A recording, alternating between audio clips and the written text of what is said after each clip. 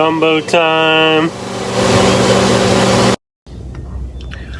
That's a good looking roux right there, bruh. You better have them onions and stuff cut up to dump in there and make that get right when it gets a little darker. The only thing I see wrong right there, Cade, is you didn't have a black iron pot, dude.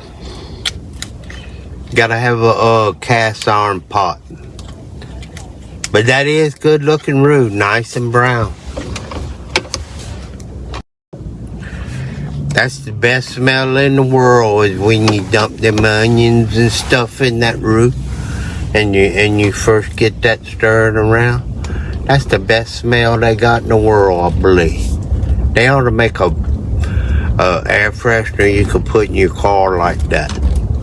Huh? Yeah, but then you'll be hungry all the time. This is a cast iron Dutch oven. It's just, it's got that enamel coating on it. I don't have none that fancy. What can I say? I'm a fancy dude. That's what I'm talking about. What's up,